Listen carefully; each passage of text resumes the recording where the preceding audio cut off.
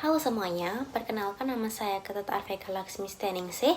Saya dari Universitas Pendidikan Ganesha, Fakultas Bahasa dan Seni dengan program studi S1 Pendidikan Bahasa Inggris.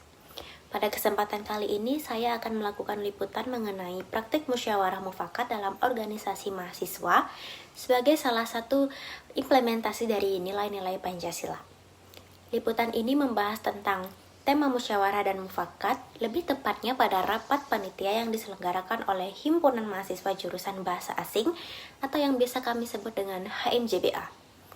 Melalui video ini, saya akan mengajak teman-teman melihat secara langsung bagaimana proses musyawarah diterapkan dalam pengambilan keputusan di lingkungan organisasi mahasiswa.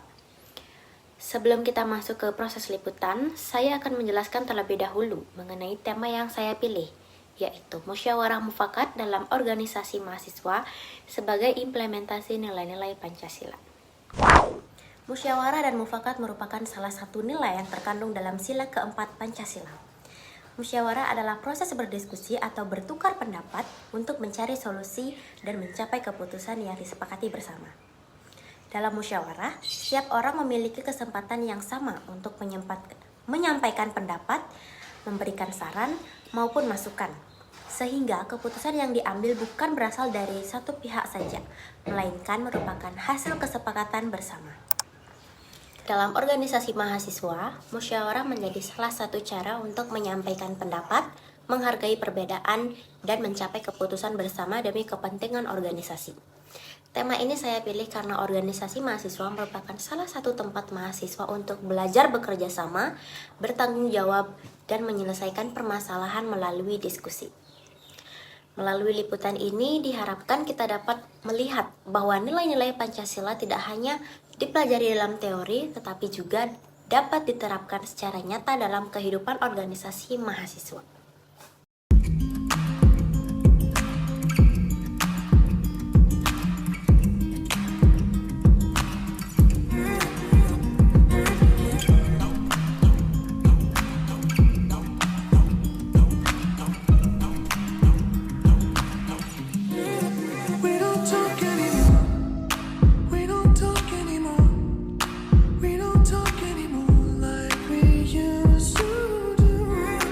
We don't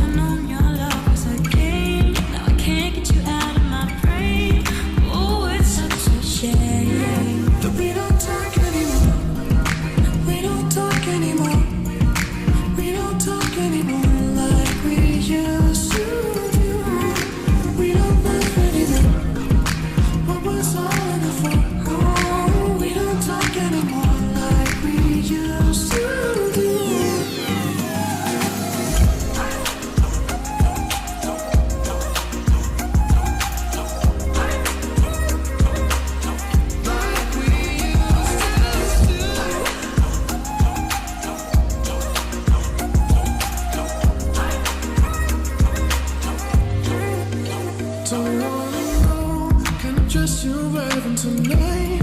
If it's giving it to you just right, the way I did before. I overdosed. Should've known your love was a game. Now I can't get you out of my brain. Oh, it's such a shame that we don't talk anymore. We don't talk anymore. We don't talk anymore like we used to do. We don't laugh anymore. What was all looking for? Oh, we don't talk anymore like we used to do. We don't talk anymore.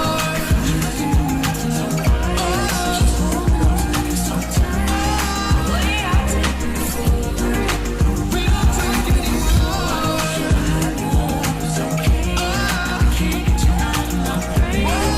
Oh, it's such a shame. anymore. We don't talk anymore.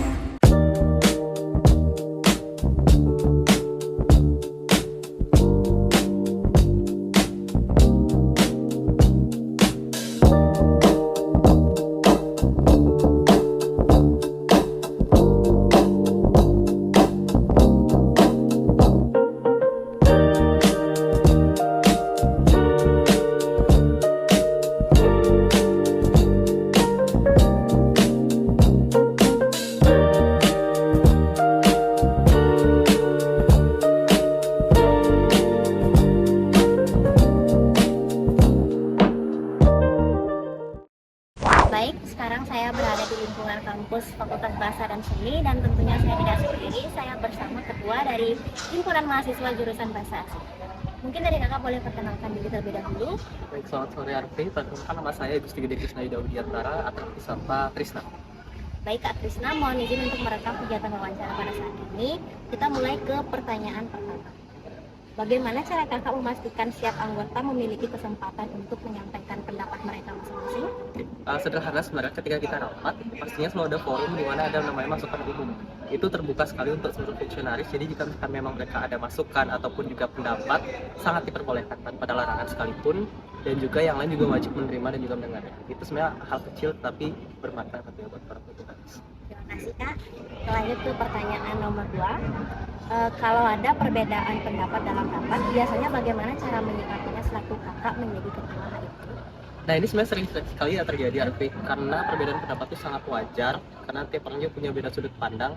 Nah cara menanggulanginya itu adalah kita lihat dari kedua atau beberapa sudut pandang ini mana yang sekiranya paling minim resiko atau enggak paling banyak mendapatkan keuntungan. Jadi dari pertimbangan-pertimbangan itu kita bisa mempertimbangkan mana keputusan yang harus dipilih seperti itu.